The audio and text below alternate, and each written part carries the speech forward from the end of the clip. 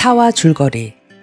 나와 안느의 갈등은 깊어지고 시릴과 엘자가 해변에서 나란히 누워있는 모습을 본 아버지의 반응에서 나는 자신이 기획한 연극의 성공 조짐을 느낀다. 한편 시릴과 사랑을 나눈 나는 육체적 정신적 쾌락을 경험한다. 아버지 친구 부부와 통속적인 만남을 가지던 중 술집에서 또다시 만난 엘자에 대한 아버지의 태도에서 나는 흔들리는 아버지를 발견한다.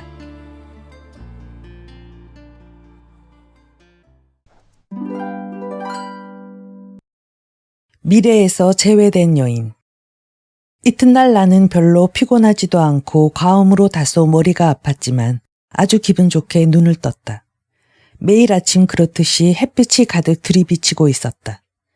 나는 시트를 밀어내고 잠옷을 벗어던진 다음 벌거숭이 등을 햇볕 쪽으로 돌렸다. 구부린 양팔에다 볼을 대었다. 곧 눈앞에 면으로 된 시트의 거친 홀이 보이고 좀 떨어진 타일을 깐 바닥에 파리가 머뭇거리고 있는 것이 보였다. 햇살은 부드럽고 따뜻해서 살갗 속의 뼈를 펴주는 것 같았고 내 몸을 따뜻하게 해주기 위해 특별 서비스라도 하는 것 같았다. 나는 이렇게 오전을 보내리라 결심했다. 어젯밤의 일이 조금씩 내 기억 속에 되살아났다. 안느에게 시릴은 나의 종부라고 말한 것이 머리에 떠올라 우스웠다. 사람은 취하면 진실을 말하게 되는데 누구도 믿지 않는다. 나는 또한 외부 부인과 그녀와의 싸움도 돌이켜봤다. 나는 그런 종류의 여인들에게는 익숙해져 있었다. 그런 환경 속에서 그리고 그 나이에는 살고 싶은 욕망과 무의로 인해서 종종 역겨움을 느끼기도 한다. 안느의 침착성이 여느 때보다 더 한층 그녀에게 깊은 타격을 준 것 같았다. 그런데 그것은 내가 추측한 바와 같았다. 아버지의 여자친구들 중에 안누와 견줄 만한 사람이 있는지 없는지 나는 짐작이 안 간다. 그런 사람들과 즐거운 밤을 보내려면 약간 취해서 말다툼을 하며 즐기던가 부부 중 누군가와 친밀해지는 수밖에 없다. 아버지로선 더욱 간단했다. 샤를 외부와 아버지는 남봉꾼이었다. 오늘 밤 내가 누구와 식사를 하고 누구와 잘는지 맞춰보게. 소렐 영화사의 귀여운 마르스라네. 내가 두피집에 들어갔더니 아버지는 웃으면서 그의 어깨를 두드렸다. 행복한 녀석. 그녀는 엘리즈만큼 미인일세. 중학생의 대화 같았다. 두 사람의 장점은 대화에 열중하는 것과 거기에 기울이는 정열이었다. 카페의 테라스에서 밤샘을 하고 있을 때의 롱바르의 슬픈 고백조차도. 난 그 여자만을 사랑했어, 레이몽. 그녀가 가버리기 전에 그 봄을 기억하고 있겠지. 바보짓이지. 사나이의 일생을 겨우 한 여자를 위해서 바치다니. 그것은 천하고 굴욕적인 면이 있었지만 술잔을 서로 부딪히는 이 두 사나이에게는 따스함이 있었다. 안느의 친구들은 결코 자기 자신의 비밀을 털어놓지는 않으리라. 어쩌면 이런 종류의 모험을 모를지도 모른다. 하지만 가령 그러한 얘기를 한다고 하더라도 부끄러움으로 말미암아 웃으면서 말하리라. 안느가 우리들의 친구들에 대해서 표시할 이 은근함을 나도 함께 나누어 가질 준비가 되어 있는 것처럼 생각되었다. 애교가 넘치며 전염되기 쉬운 은근함을. 그럼에도 불구하고 내가 30살이 되었을 때 자신이 안느보다도 우리들의 친구들과 닮아 있으리라고 추측되었다. 안느의 침묵이나 그 무관심이나 그 겸손함이 나를 질식시키고 말리라. 반대로 15년만 지나면 나는 인생에 대해 곤태를 느끼고 역시 똑같이 곤태를 느끼는 매력적인 남자 쪽으로 기울어질 것이다. 내 첫 번째 정부는 시릴이라는 멋진 사람이었지요. 내가 18 무렵이었어요. 바다 위는 찌는 듯이 더웠고 나는 그 남자의 얼굴을 그려보는 것이 재미있었다. 그는 아버지처럼 잔주름이 있겠지. 누군가가 노크했다. 나는 급히 잠옷 웃도리를 걸치고 외쳤다. 들어와요. 안느였다. 그녀는 조심스럽게 찻잔을 들고 있었다. 커피를 마시고 싶어 할 것 같았어. 혹시 골치는 아프지 않아? 아니요. 내가 약간 취했던 모양이에요. 어젯밤. 하고 나는 말했다. 언제나 세실은 밖으로 나가자고 할 때처럼 그녀는 웃기 시작했다. 하지만 세실은 내 무료함을 풀어주었는걸. 긴 밤이었거든. 햇빛이나 커피의 맛에도 더 이상 주의하지 않았다. 내가 안누와 이야기를 나눌 때면 나는 완전히 열중해 있어서 더 이상 내가 존재하지 않는 것 같았던 것이다. 그럼에도 불구하고 그녀만이 언제나 나를 문제 삼아 나를 판단하게 하는 것이었다. 그녀는 내게 충실하고도 어려운 순간들을 살도록 만들었다. 세실, 그런 종류의 사람들과 함께 있는 것이 즐거워. 외부나 드비 같은 사람들 말이야. 대개의 경우 그 사람들은 따분해요. 하지만 재밌는 사람들이에요. 안느는 플로어에 앉은 파리의 움직임을 보고 있었다. 나는 파리가 병신이 아닐까 하고 생각했다. 안느의 눈꺼풀은 길고도 무거운 느낌을 주었다. 그녀에게 은근하게 구는 것은 아주 쉬운 일이다. 그 사람들의 대화가 얼마나 단순했는지, 어떤 점에서 그들의 대화가 단조로운지 세실은 절대로 모를 거야. 뭐라고 하면 좋을까? 답답하다는 것을. 그 계약인이 여자니 밤이니 하는 얘기들이 세실은 도무지 지루하지 않았단 말이야. 당신도 알다시피 난 2년간 수녀원 부속 여학교에서 지냈어요. 그 사람들이 도덕관념이 없는 것이 나를 재밌게 하는 거예요. 나는 그것을 좋아한다고까지는 덧붙이지 못했다. 2년이나 되었는데 그것은 이치의 문제도 아니고 도덕의 문제도 아니야. 감수성의 문제야. 모든 육감의. 하고 그녀는 말했다. 나에겐 아마 그것이 없는지도 모른다. 확실히 이 점에 있어서 나에게는 무엇인가가 결여되어 있다고 느꼈다. 안느 아주머니, 내 머리가 좋다고 생각해요. 하고 나는 갑자기 말했다. 안느는 나의 뚱딴지 같은 질문에 놀라서 웃기 시작했다. 물론이고 말고 어째서 그런 걸 묻지. 만일 내가 바보 같더라도 당신은 그렇게 말했을 거예요. 나는 한숨을 쉬었다. 나는 아주머니가 도저히 따라갈 수 없는 사람처럼 자주 느껴져요. 그건 연령의 문제야. 하고 그녀가 말했다. 내가 세실보다 좀 자신이 없다면 매우 서글픈 일이겠지. 세실이 내게 영향을 끼칠 테니까. 그녀는 웃음을 터뜨렸다. 나는 기분이 상했다. 반드시 나쁘지는 않을 텐데요. 그렇게 되면 큰일 났을 거야. 하고 그녀가 말했다. 그녀는 갑자기 그 가벼운 말투를 거두고 정면에서 내 눈을 들여다보았다. 나는 불편해서 몸을 조금 움직였다. 나는 지금도 누구와 이야기를 할 때 뚫어져라 상대방의 눈을 쳐다본다든가 상대가 열심히 듣고 있나 확인하기 위해 바로 옆에까지 오는 버릇엔 익숙하지 못했다. 더구나 그건 오산이다. 그런 경우에 나는 도망갈 생각과 뒤로 물러설 생각밖에 없어서 그저 내내하며 발을 받고 방의 다른 구석으로 도망가기 위해 온갖 개를 되풀이하고 있을 것이기 때문이다. 그들의 그런 고집이나 무례한 행동, 그리고 독점권에 대한 그런 주장들 앞에서는 걷잡을 수 없는 화가 치솟는다.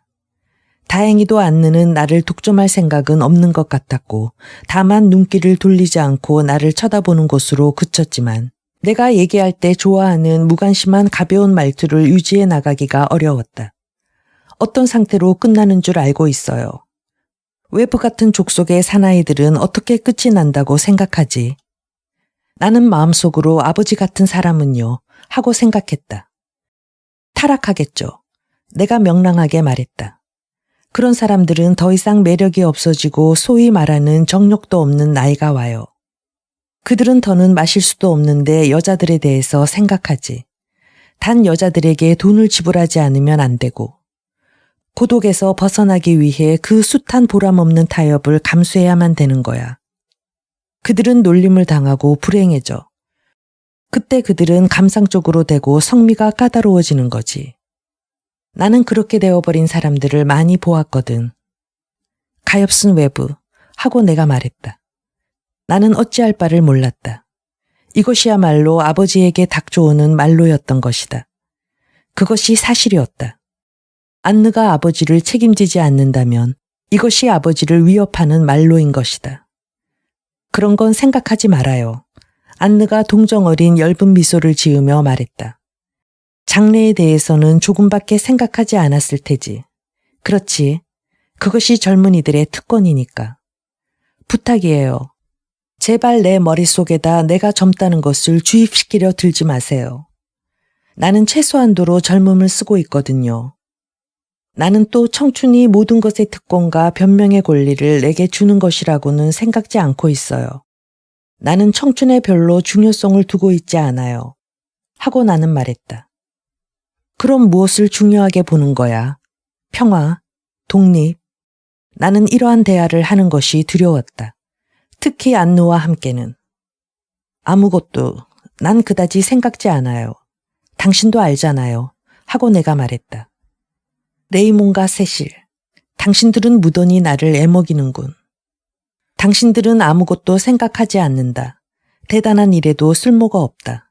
모른다. 그런 것이 마음에 드나요? 마음에 드는 것은 아니에요.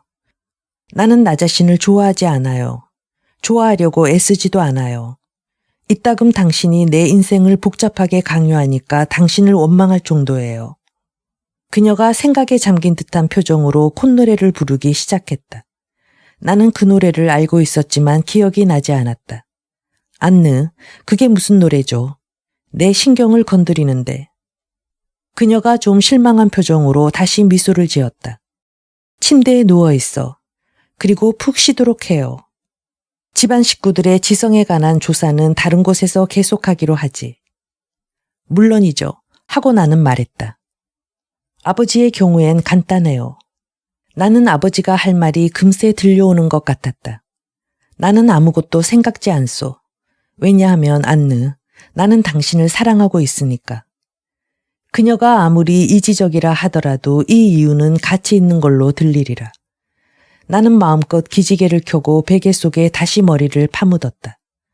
안느에게는 그렇게 말했지만 나는 깊은 생각에 잠겼다. 사실은 안느가 과장해서 말했음이 틀림없다. 20년 후에 아버지는 위스키와 다채로운 추억을 되씹는 백발의 사람 좋은 육순 할아버지가 되리라. 우리들은 함께 외출하리라. 그때는 내가 아버지에게 내 사랑의 모험을 얘기할 것이며 아버지는 나에게 충고를 해주리라. 나는 이 장례 속에 안느를 제외시키고 있음을 깨달았다. 나는 그럴 수가 없었다. 그녀를 미래에 개입시킬 수가 없는 것이다. 때로는 황량스럽고 때로는 꽃으로 뒤덮이고 싸움과 외국어의 악센트가 범람하며 한결같이 짐짝으로 혼잡스러운 이 무질서한 아파트 속에서 재산 중에서도 가장 값진 것인 양 안느가 여기저기에 가져오는 그 질서와 조용함과 조화를 생각도 할 수 없었던 것이다. 나는 죽도록 곤태로운 것이 아주 겁이 났다. 틀림없이 내가 진실로 육체적으로 시리를 사랑하면서부터 그녀의 영향을 그리 두려워하지 않게 되었다. 그것이 많은 공포로부터 나를 해방시켜 주었다. 하지만 나는 무엇보다도 곤태와 평온함을 두려워했다. 내적으로 평온하기 위해서 아버지와 나에겐 외적인 떠들썩함이 필요했던 것이다. 그러나 그것은 안느에게는 받아들여질 수 없는 것이었다. 금지된 욕망. 나는 안느와 나 자신에 대해서만 주로 언급하고 아버지에 대해선 별로 얘기하지 않았다. 그것은 아버지가 이 이야기 속에서 중요한 역을 차지하지 않아서가 아니고 또한 내가 아버지에 대해서 흥미를 갖고 있지 않아서도 아니다. 나는 그 누구도 아버지처럼 사랑한 적이 없었으며 그 무렵 나에게 활기를 북돋워 주었던 온갖 감정을 기울여 아버지를 사랑했다. 내가 아버지에 대해서 가진 감정은 가장 안정되고 가장 깊은 내가 가장 소중하게 여기는 것이었다. 내가 새삼스럽게 아버지에 대해 이야기하기에는 너무나도 아버지를 잘 알고 있었고 너무나도 친밀하게 느끼고 있었던 것이다. 그런데도 불구하고 아버지의 행동을 수긍하기 위해서는 무엇보다도 먼저 아버지에 대해 설명하지 않으면 안 된다. 아버지는 잘난 체하는 사람도 아니고 이기적인 사람도 아니었다. 그러나 아버지는 바람기가 있었으며 고칠 도리가 없는 변덕스러움의 소유자였다. 나는 아버지에 대해서 깊은 감정이 결여된 사람이나 무책임한 사람에 대해 말하는 것처럼 이야기할 수는 없다. 아버지가 나에게 베풀어주는 사랑은 경솔하게 받아들일 수가 없는 것이었다. 아버지는 누구보다도 나로 인해서 고통을 받을 수가 있었던 것이다. 그리고 나의 경우에도 언젠가 맛본 절망감은 오로지 아버지가 나를 버리는 것과 같은 행위를 하거나 시선을 다른 데로 돌려버렸기 때문에 갖게 된 것이 아니었을까. 아버지는 결코 자신의 사랑을 위해 나를 희생시키지는 않았다. 어떤 밤에는 나를 집에 바래다 주기 위해서 외부가 말하는 소위 재미 보는 좋은 기회조차 아버지는 곧잘 놓쳤다. 하지만 그런 것 외에는 아버지가 쾌락과 남봉과 안이함에 몸을 맡겼던 것을 나는 부인하지 못한다. 아버지는 깊이 생각하는 일이 없었다. 아버지는 모든 것에 아버지가 순리적이라고 주장하는 생리학적인 설명을 덧붙이고 싶어 했다. 넌 자신에게 실증을 내고 있는 거냐? 더 자고 덜 마셔라. 아버지가 이따금 여자에 대해서 느끼는 격렬한 욕망도 마찬가지였다. 아버지는 그것을 억제하든가 혹은 좀 더 복잡한 감정에까지 이끌어 가려고는 하지 않았다. 아버지는 물질주의자였지만 섬세하고 이해력이 있었다. 요컨대 아주 좋은 사람이었다. 엘자에 대한 욕망이 아버지를 괴롭혔다. 하지만 그것은 흔히 생각할 수 있는 그런 것은 아니었다. 아버지는 마음속으로 이렇게 생각하지는 않았다. 그렇지만 내가 안느를 배신할 텐데 그것은 안느를 덜 사랑하고 있다는 의미가 된다. 난처한 걸 엘자에 대한 이 욕망은 빨리 해결 지어야만 한다. 그렇지 않으면 안느와의 일이 복잡해진다. 라고 생각하고 있었던 것이다. 그뿐만 아니라 아버지는 안느를 사랑하고 있었다. 아버지는 그녀를 존경하고 있었다. 요 몇 년 동안에 아버지가 친하게 지내왔던 경박하고 그리고 약간 머리가 나쁜 여자들과 안느는 달랐다. 그녀는 아버지의 허영심과 간능과 감수성을 동시에 만족시켰다. 왜냐하면 그녀는 아버지를 이해하고 아버지의 경험과는 대조가 되는 자기의 경험과 지성을 아버지에게 쏟았기 때문이다. 지금 안느가 아버지에 대해서 갖고 있는 감정의 중대성에 대해서 과연 아버지가 이해를 하고 있는지 어떤지는 자신할 수 없다. 그녀는 아버지에겐 이상적인 애인으로 내게 있어선 이상적인 어머니로 비치고 있었던 것이다. 아버지는 이상적인 아내라고 생각하고 있는 것일까? 그리고 그 낱말에 부수되는 가지가지 의무도 포함시켜서 나는 그렇게 여기지 않는다. 시릴과 안느의 눈엔 나와 마찬가지로 아버지가 이상한 사람으로 비쳤던 것은 틀림없다. 그러나 그것이 아버지가 정열적인 인생을 보내는 것을 방해하지는 않았다. 왜냐하면 아버지는 이러한 인생을 평범한 것으로 보고 그것에 그의 온갖 것을 바쳤기 때문이다. 내가 우리의 생활에서 안느를 몰아낼 계획을 세웠을 때 나는 아버지를 고려하지 않았다. 아버지는 어떠한 것에도 위안을 받았기 때문에 그처럼 자신을 위로하리라고 나는 알고 있었다. 아버지로선 정돈된 생활을 하는 이보다는 한 사람의 여자와 헤어지는 것이 참기 쉬웠으리라. 아버지는 내가 그러는 것처럼 오직 습관이나 정해진 것에 의해서 정말로 상처를 입고 소모되어 버리는 것이다. 나와 아버지는 같은 부류의 인간이었다. 나는 이것을 때로는 유목민 중에서도 뛰어나고 순수한 종족이라고 생각했으며 때로는 향락자 중에서도 비참하고 냉혹한 종족이라고 생각했다. 지금 아버지는 괴로워하고 있으며 어쨌든 그 괴로움은 한층 심해져 있을 것이다. 엘자는 아버지로선 지나온 생활의 상징, 특히 아버지의 청춘의 상징이 되어 있었던 것이다. 나는 아버지가 안느에게 이렇게 말하고 싶어서 쭈뼛쭈뼛하고 있는 것을 잘 알 수 있었다. 나의 사랑하는 그대여, 하루만 봐줘요. 그 계집애한테 가서 내가 늙은이가 아니란 것을 확인하지 않으면 안 된단 말이요. 평온을 되찾기 위해서 다시 한번 그 육체가 피로해하는 걸 보아야 한단 말이요. 그러나 아버지로선 아무 말도 할 수 없었다. 그것은 안느가 시샘이 많아서라든가 원래부터 도독심이 강한 여성이어서 그런 문제에 대해 의논할 수 없어서가 아니라 안느가 다음과 같은 것을 기본적인 조건으로 내세워 아버지와 함께 살아가기를 승낙했기 때문이다. 다시 말해서 아주 안이한 방탕 시절이 끝났다는 것. 아버지는 이미 중학생이 아니라 그녀가 자기 인생을 의탁한 남자라는 것. 따라서 아버지는 훌륭하게 처신해야 하고 일시적인 사랑의 노예인 불쌍한 사나이로 행동해서는 안 된다는 것 등이었다. 그런 것에 대해 안느를 비난할 수는 없다. 그것은 지극히 정상적이며 건전한 것이었다. 그러나 그것도 아버지가 엘자를 바라는 것을 막지는 못했다. 결국 서서히 무엇보다도 엘자를 원한다는 것, 금지되어 있는 것에 대한 배가 된 욕망을 갖고 엘자를 소망하는 것을. 그 무렵 내게는 모든 것을 능숙하게 해결할 수 있는 능력이 있었는지도 모른다. 다만 엘자에게 아버지가 요구하는 것을 들어주라고 하고 어떤 구실을 만들어서 안느를 니스나 어딘가로 끌고 가 한낮을 보내면 되는 것이었다. 그리고 돌아오면 마음이 가라앉고 다시 부부 사이에 다정함이 넘치는 아버지를 발견했으리라. 하지만 안느는 이런 점은 참지 못했다. 즉 다른 사람들처럼 일시적인 연인이라는 점이다. 그녀의 품위와 그녀가 자신에게 매기는 평가가 우리의 생활을 얼마나 까다롭게 만들었는가. 하지만 나는 엘자에게 안느에게 굴복했다는 말도 니스에 같이 가자는 말도 하지 않았다.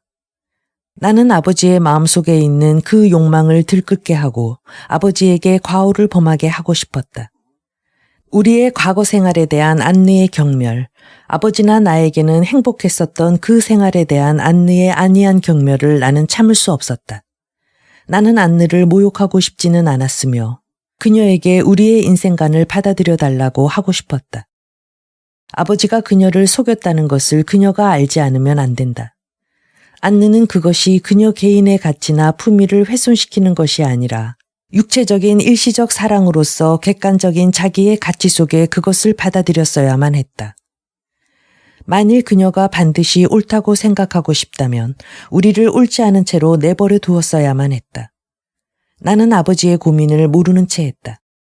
아버지가 나에게 고백하고 나를 강제적으로 자기의 공모자로 끌어들이지 않도록 극력 피해야만 했다. 나는 아버지의 안느에 대한 사랑과 안느 자신을 신성한 것으로 여기고 있는 것처럼 해야 했다. 그리고 그것은 손쉬운 일이었다는 걸 말하지 않을 수 없다. 아버지가 안느를 속일 수 있고 그녀에게 과감히 맞설 수 있다는 생각이 나를 공포와 막연한 존경으로 가득 채워주었다. 그동안 우리는 행복한 나날을 보냈다. 나는 아버지가 엘자의 일로 흥분할 기회를 가능한 한 많이 마련했다. 안느의 얼굴은 이미 나에게 양심의 가책을 느끼게 하지는 못하고 있었다. 나는 때때로 안느가 사실을 받아들이고 그녀의 취미에 부합하는 동시에 우리들의 취미에도 적합한 생활을 세 사람이 해나가는 것을 상상해 보았다. 한편 나는 시릴과 자주 만나 몰래 사랑을 했다. 소나무 냄새, 바다의 소용돌이, 그의 육체와의 접촉. 시릴은 양심의 가책으로 고민하기 시작했다. 내가 시킨 역할이 그의 기분에 몹시 거슬리게 만들었으며 시릴과의 사랑에 그것이 필요하다고 믿게 하지 않았다면 그는 그것을 승낙하지 않았으리라. 이 모든 것은 많은 이중인격과 내적인 침묵을 내포하고 있었지만 노력과 거짓말은 조금밖에 필요하지 않았다. 나는 앞에서도 말했지만 나 자신의 행동만이 자신을 판단하게 하는 것이다. 나는 이 기간에 대해선 빨리 지나가려 한다. 왜냐하면 많이 생각한 덕분에 나 자신을 짓누르는 추억 속으로 다시 빠져들어가는 것이 두렵기 때문이다.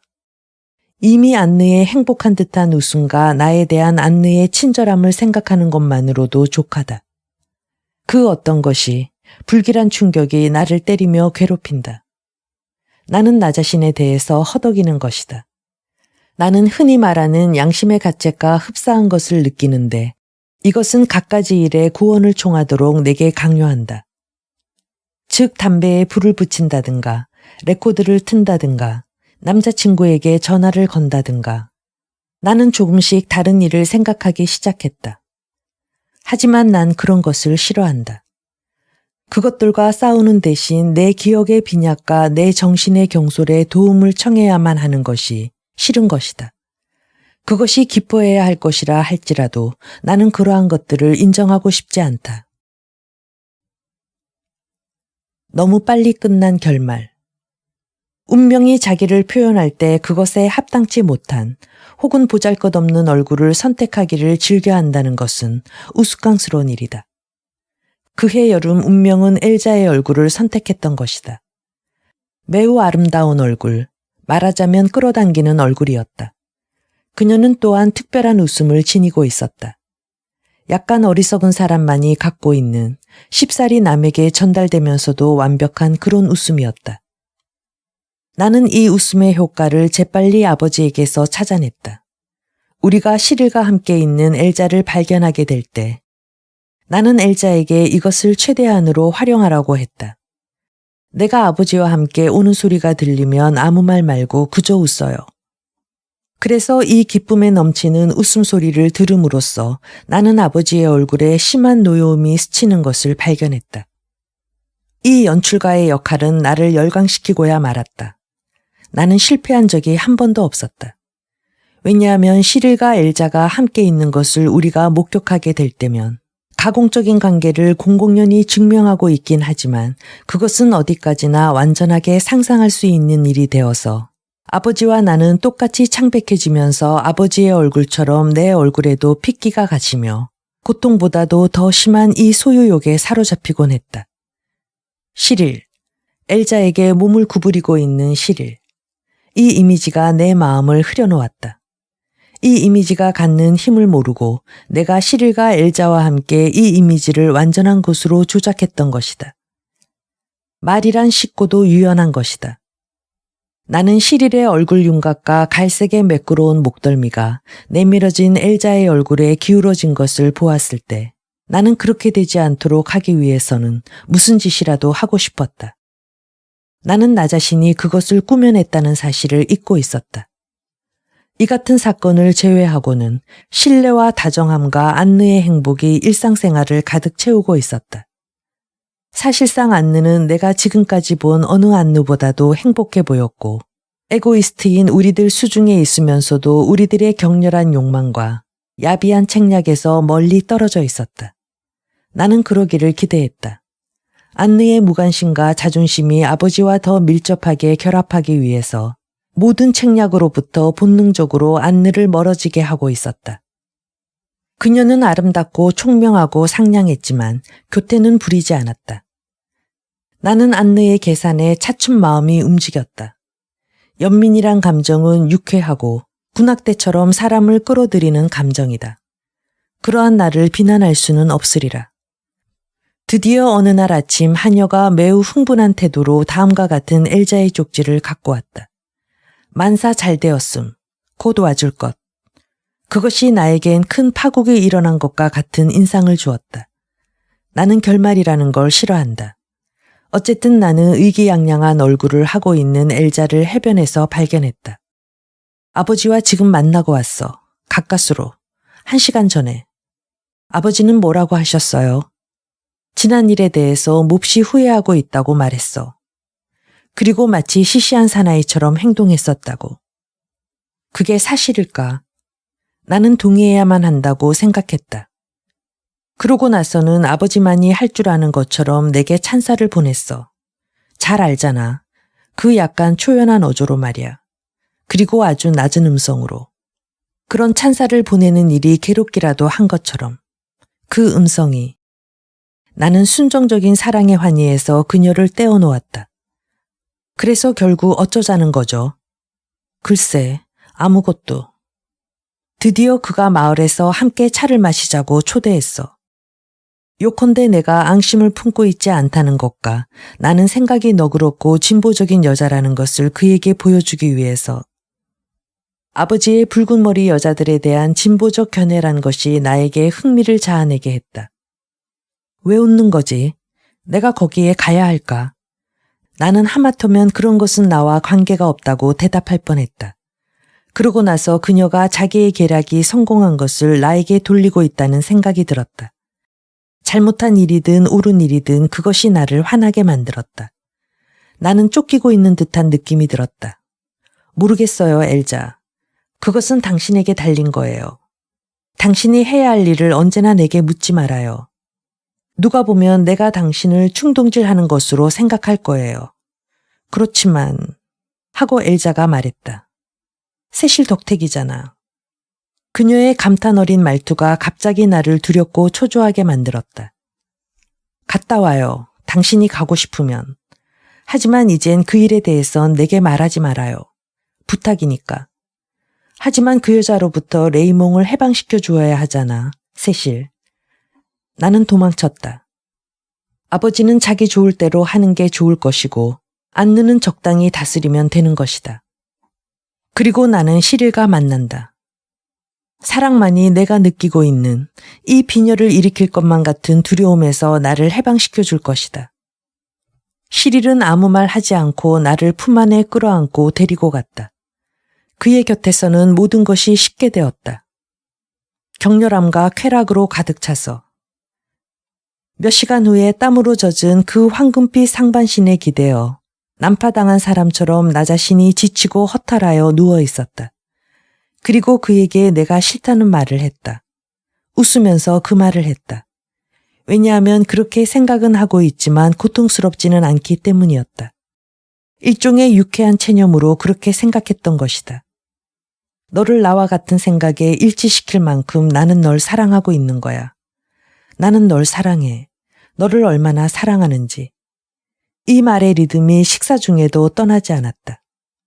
나는 너를 사랑하고 있어. 너를 얼마나 사랑하는지. 그랬기 때문에 아무리 애를 써도 나는 이 점심 식사에 대해서는 더 이상 생각이 나지 않는다. 안느는 그녀의 눈빛에 그늘과 같은 그 눈동자 자체와 같은 자줏빛 옷을 입고 있었다. 아버지는 언뜻 보기에는 한가롭게 웃고 있었다. 아버지로서는 정말 대단히 순조로운 상황이었던 것이다. 식후 아버지가 오후에는 마을에 볼 일이 있다고 말했다. 나는 속으로 미소를 지었다. 나는 피곤해 있었으며 숙명론자였다. 수영하는 것만이 내가 하고 싶은 유일한 일이었다. 4시에 해변으로 내려갔다. 나는 마을로 가는 아버지를 테라스에서 보았다. 나는 아버지에게 아무 말도 하지 않았다. 조심하라고도 말하지 않았다. 물은 매끄럽고 미지근했다. 안느는 오지 않았다. 아버지가 엘자와 제미를 보고 있을 동안 그녀는 자기 방에서 컬렉션의 대상을 하고 있겠지. 2시간 후 태양이 더 이상 나를 따뜻하게 해주지 않았기 때문에 테라스로 돌아와 데크체어에 걸터 앉아 신문을 폈다. 바로 그때였다. 안느가 나타난 것은. 그녀는 숲 쪽에서 왔다. 그녀는 뛰고 있었다. 위태롭고 익숙하지 않은 양 팔꿈치를 몸에 댄 자세로. 나는 문득 나이 먹은 여자가 뜀박질을 하고 있어서 금방 나동그라질 것만 같은 기묘한 인상을 받았다. 나는 아연한 채 그대로 있었다. 안느는 집 뒤의 차고 쪽으로 사라졌다. 그때 갑자기 나는 깨달았다. 그리고 나도 뛰기 시작했다. 안느를 쫓아가기 위해서. 안느는 이미 자동차에 올라타고는 시동을 걸고 있었다. 나는 뛰어가서 자동차의 도어에 몸을 던졌다. 안느, 떠나지 말아요. 그건 오산이었어요. 내 잘못이에요. 설명해 드릴게요. 하고 내가 말했다. 그녀는 내 말을 듣고 있지 않았다. 그리고 시동을 걸기 위해 몸을 앞으로 수그렸다. 안느, 우리에겐 당신이 필요해요. 그때 그녀가 얼굴을 찡그리고 다시 몸을 일으켜 세웠다. 그녀는 울고 있었다. 나는 문득 내가 하나의 관념적 실체가 아니라 살아있는 감수성이 예민한 인간을 공격했음을 깨달았다. 그녀는 약간 신비로운 소녀였음에 틀림이 없다. 그런 다음 처녀가 되고 여인이 되었을 것이다. 그녀는 40대였다. 그리고 고독했다. 그녀는 한 남자를 사랑하고 그와 더불어 10년 혹은 20년을 행복하게 지내려고 희망하고 있었던 것이다. 그런데도 나는 이 얼굴, 이것은 나의 작품인 것이다. 나는 화석처럼 굳어 있었다. 그리고 도어에 기대어 온몸을 떨고 있었다. 당신들에겐 아무도 필요하지 않아. 안느가 중얼거렸다. 세실에게도, 그이에게도. 엔진이 돌고 있었다. 나는 절망하고 있었다. 안느가 이렇게 가버려선 안 된다. 용서해줘요. 제발. 무엇을 용서하라는 거지? 눈물이 그녀의 얼굴로 쉴 새 없이 흘러내렸다. 그녀는 이해하지 못하는 것 같았다. 얼굴을 움직이지도 않았다. 가엾은 소녀. 그녀는 잠깐 손을 내볼에 댔다. 그리고 나서 가버렸다. 나는 자동차가 집 모퉁이로 사라지는 걸 봤다. 나는 넋을 잃은 채 멀거니 서 있었다. 모든 것이 너무나도 빨랐다. 그리고 그녀가 짓고 있던 그 표정. 나는 내 뒤에서 울려오는 발소리를 들었다. 아버지였다. 아버지는 엘자의 입술 연지를 닦아내고 옷에 묻은 솔잎을 털어내는데 시간이 걸렸던 것이다. 나는 뒤를 돌아봤다. 나는 아버지에게 몸을 내던졌다. 바보. 나는 흐느껴 울기 시작했다. 무슨 일이냐? 안느는? 세실, 말해봐. 세실. 붙이지 못한 편지. 우리들은 저녁 식사 때가 되었어야 처음으로 얼굴을 마주대했다. 갑자기 되찾은 이렇게 마주 앉아 저녁 식사를 하는 데 대해 걱정하면서 나와 아버지는 조금도 식욕이 없었다. 두 사람 다 같이 안느가 또다시 우리들이 있는 곳으로 되돌아와 주지 않으면 안 된다는 것을 알고 있었다. 나로서는 안느가 떠날 때 정신없이 심란했던 얼굴에 대한 기억과 또 안느의 슬픔, 나의 책임에 대한 생각을 오랫동안 견딜 수 없을 것 같았다. 나는 내 끈기 있는 계략과 그렇게도 잘 꾸며진 계획을 잊어버리고 있었다. 나는 자신이 곱비도 재갈도 없는 말처럼 아주 미쳐버린 것만 같았다. 나는 아버지의 얼굴에서도 그와 같은 감정이 나타나 있는 것을 보았다. 세실, 어떻게 생각하니? 하고 아버지가 말했다. 안느는 이대로 오랫동안 돌아오지 않을 거라고 생각하니? 안느는 틀림없이 파리에 갔을 거예요. 하고 나는 말했다. 파리. 하고 아버지는 꿈꾸는 사람처럼 중얼거렸다. 이제 두 번 다시 못 만날지도 몰라요. 아버지는 어떻게 해야 할지 몰라 나를 쳐다봤다. 그리고 테이블 너머로 내 손을 꼭 쥐었다. 넌 나에 대해서 매우 화내고 있을 테지. 나는 마치 뭔가에 홀린 것 같구나. 엘자와 함께 숲속으로 해서 돌아오는 도중에 엘자가 아니야, 내가 엘자에게 키스했던 거야. 안느는 그때 왔을 거야. 그래서 나는 듣고 있지 않았다. 엘자와 아버지라는 두 등장인물이 소나무 그늘에서 끌어안고 있는 그림은 희극과 같고 현실성이 없는 것처럼 느껴져 나로선 이 두 사람을 상상할 수가 없었다. 이날 단 하나 잔인할 만큼 생생했던 것은 안느의 얼굴이었다. 그 마지막 얼굴, 고뇌가 아로 새겨진 배신당한 그 얼굴. 나는 아버지의 담뱃갑에서 담배 한 개비를 꺼내 불을 붙였다. 지금도 안느가 허용하지 않는 것은 식사 도중에 담배를 피우는 것이었다. 나는 아버지에게 미소를 지어 보였다. 난 잘 알아요. 아버지 탓이 아니에요. 순간적인 장난이었어요. 하지만 안느는 우리들을, 예컨대 아버지를 용서해야만 해요. 어쩌면 좋을까? 하고 아버지가 말했다. 아버지는 매우 나쁜 안색을 하고 있었다. 나는 아버지를 가련하게 여겼다. 그리고 이번에는 자신을 가련하게 생각했다. 어째서 안느는 이렇게 우리들을 내버렸을까? 결국은 단순한 감기로 말미암아 안느는 이렇게 우리를 버렸고 우리는 괴로워한단 말인가? 안느는 우리들에 대해서 아무 의무도 없다는 건가? 안느에게 편지를 써요. 하고 나는 말했다. 그리고 빌어요. 그거 천재적인 아이디어다.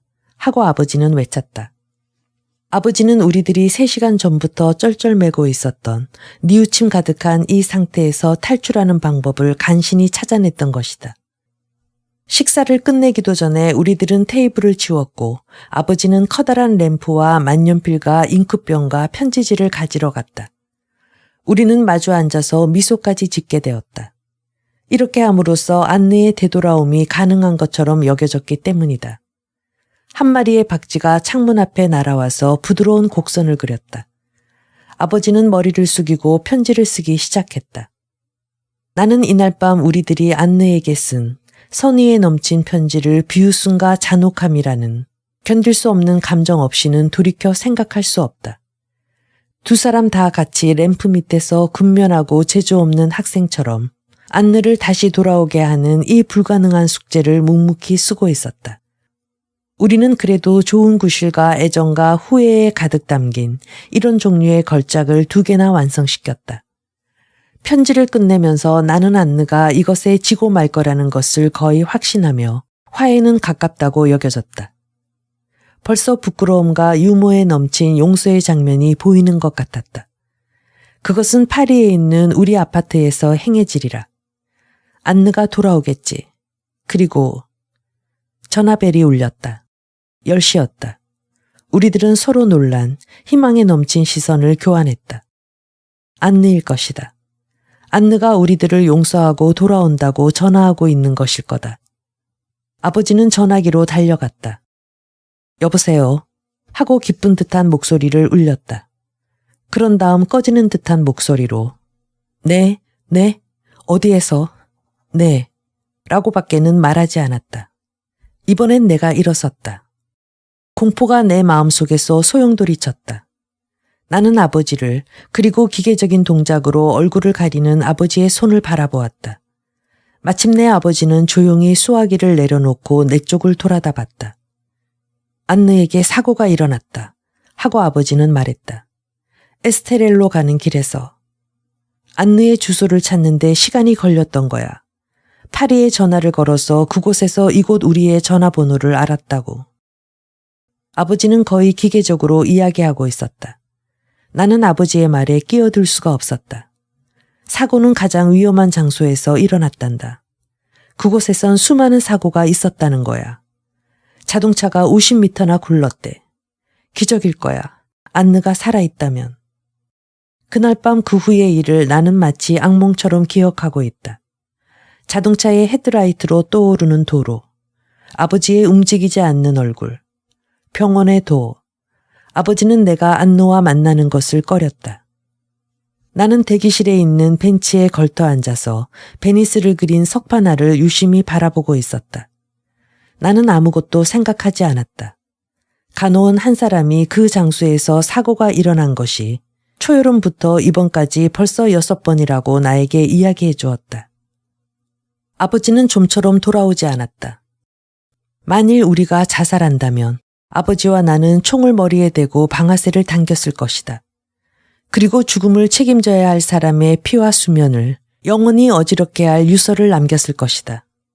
하지만 안느는 우리에게 호사스러운 선물을 주었다.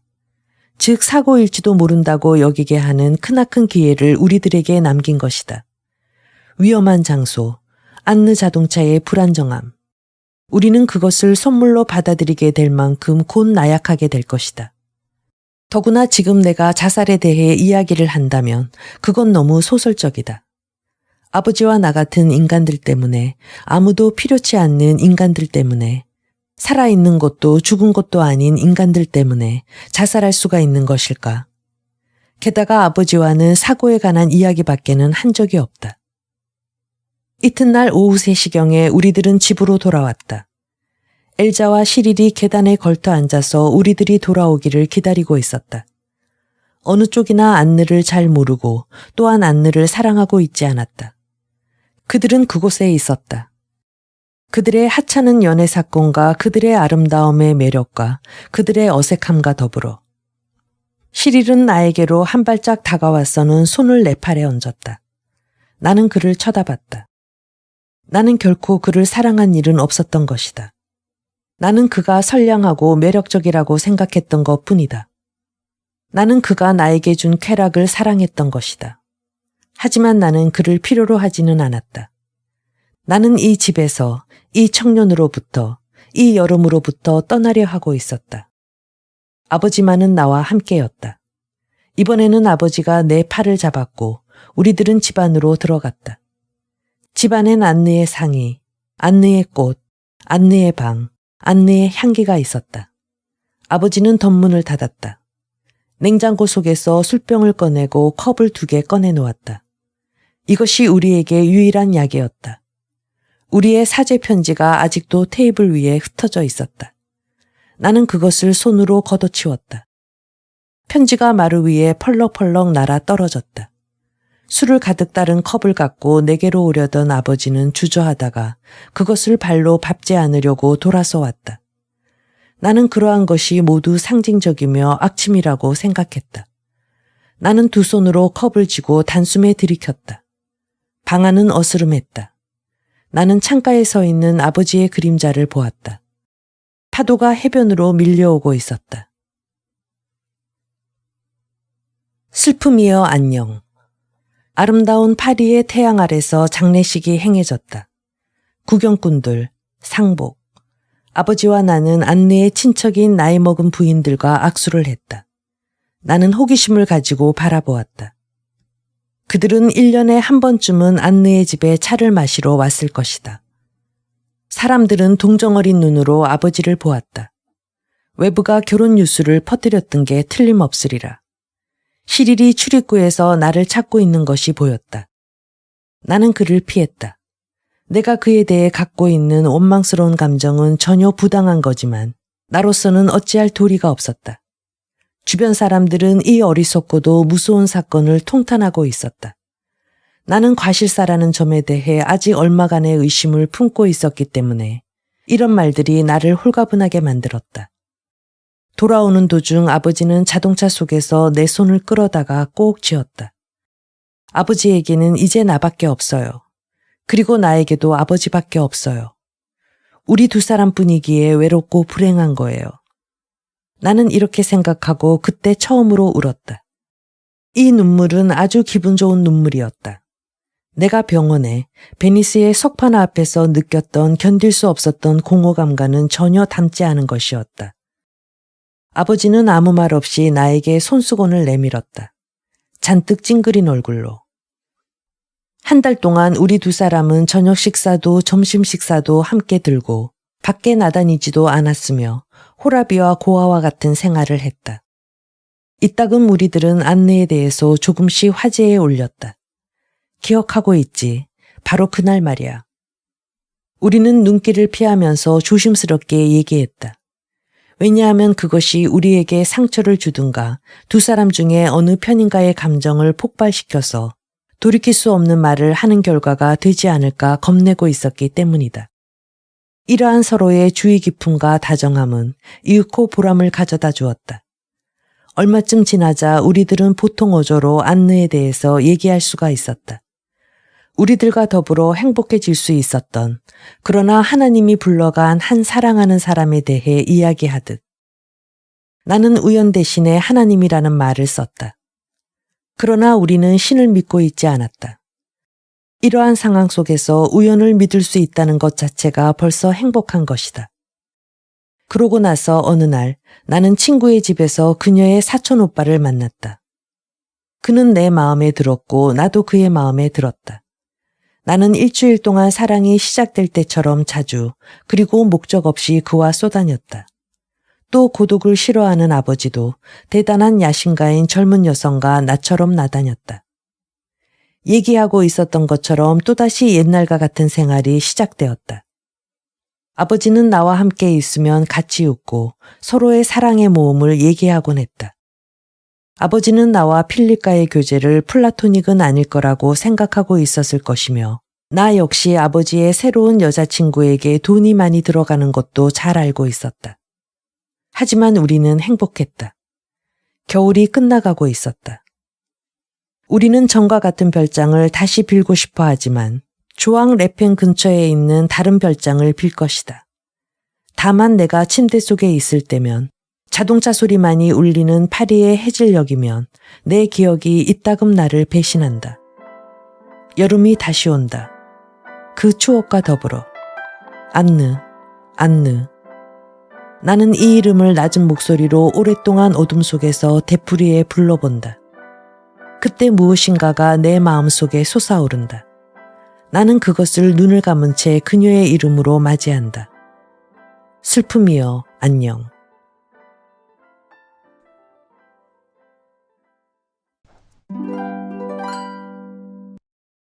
사관과의 인터뷰 중에서 나는 많은 소설을 읽었죠.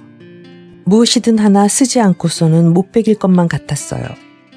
한패 떼지어 칠레로 떠나니보다 파리에 머물러 있으면서 소설이나 써야겠다. 나는 그 편이 훨씬 더 큰 모험인 것 같았어요. 슬픔이여 안녕은 단지 그 여주인공의 성격만을 구상하고 쓰기 시작하였던 거예요. 그렇지만 그 밖의 이야기는 실제로 펜을 쥐고 난 후부터 이루어져 가기 시작했던 거죠. 나는 먼저 쓰기 시작해야만 비로소 구상이 떠오르게 된답니다. 슬픔이여 안녕은 하루에 2시간 내지 3시간씩 써서 2개월인가 3개월 만에 완성된 작품입니다. 한 인물 또는 몇 인물, 그리고 이야기의 중간에 이르기까지의 몇 장면의 구상. 그러나 이런 모든 것은 작품을 써나가는 동안에 바뀌어지고 맙니다. 나에게 있어서 작품이란 어떤 리듬을 발견하는 문제라고 봅니다. 그것을 나는 재즈의 리듬과 비교해 보기도 하죠. 작중 인물에 대해 옳다거나 그르다거나 하는 판결을 내린다는 것은 참으로 싱거운 일인 것 같아서 그런 것에는 전혀 흥미가 없습니다.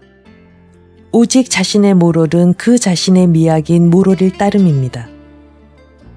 스탕달과 프루스트를 존경합니다. 나는 그들 작가들이 이야기를 다루는 원숙한 솜씨를 매우 좋아하며 어떤 경우에 있어서는 나는 그들을 꼭 필요로 할 때가 있으니까요. 가령 예를 들자면 프루스트 뒤에는 다시 번복해 쓸 수 없는 그 무엇이 있거든요. 그는 완전히 남의 재능에 경계선을 그어놓고 말거든요. 내가 정작 쓰고 싶어하는 소설은 그 주인공이 플롯의 요구에서 해방되고 그 소설 자체에서 해방된, 그리고 저자로부터도 해방된 그러한 소설일 겁니다.